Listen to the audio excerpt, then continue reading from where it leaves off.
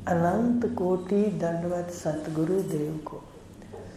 कल अपना विषय चला था, ये श्लोक था कि जब साक्षात्कार हो जाता है, आकारों में परमात्मा का, चेतन का साक्षात हो जाता है, तब जीव धन्य धन्य हो जाता है। जिस काम के लिए आया था उसका वो काम पूरा हो जाता है।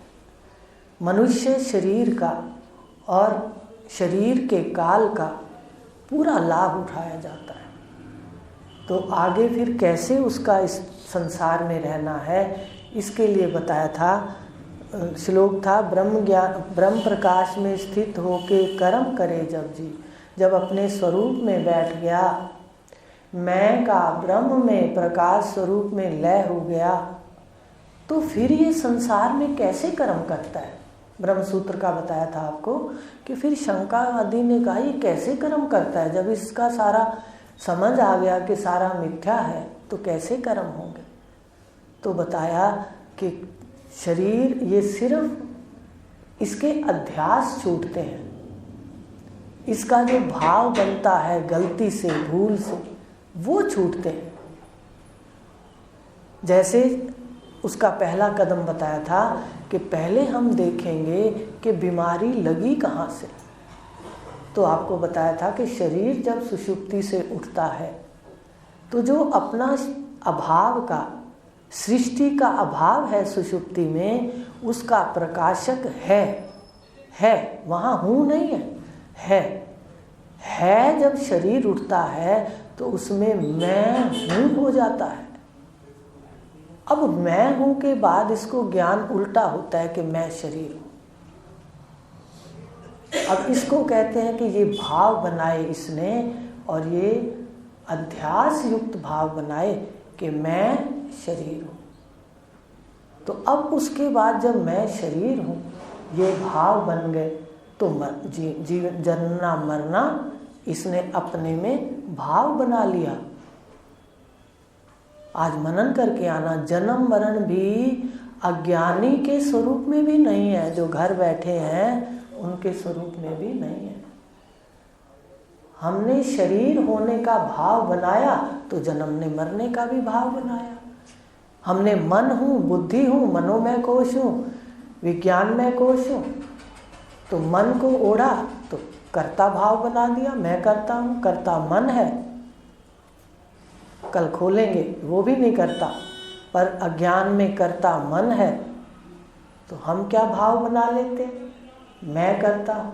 भोक्ता बुद्धि है, क्या भाव बना लेते हैं, मैं भोगता हूँ। जबकि भाव बनाते हैं हम, कर्ता भोक्ता और मरने वाले होते नहीं हैं। अब उसके बाद उन्होंने कहा कि कर्म जब जीव करता है, अब तत्वज्ञानी के इस ज्ञान को लेकर के, ये भावों का जो अज्ञान वाले भाव हैं इसको काटते हैं गुरुदेव। वेदांत इस पर, मूल अज्ञान पर कुल्हाड़ा मारता है, वो इसको काटता है कि तू शरीर नहीं, तू सृष्टि का प्रकाशक है।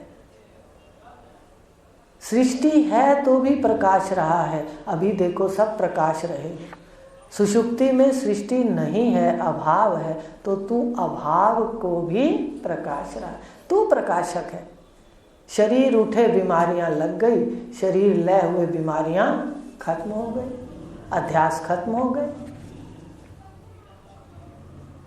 तो अब जो ये जानकार है उसके फिर कर्म कैसे होते हैं, कैसे कर्म करता है, कैसा व्यवहार होता है, इसके लिए पहला कदम लेंगे कि सबसे पहले तत्वज्ञानी, फिर कर्म उसके द्वारा होते हैं।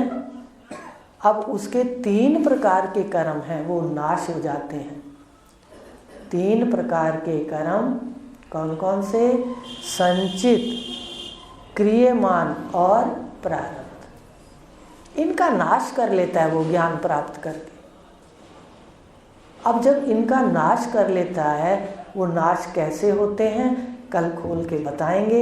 एक एक कर्म कैसे नाश होते हैं, कैसे वो एक कमल की तरह संसार में रहता है और फिर उसके द्वारा जो होता है वो निष्काम होता है।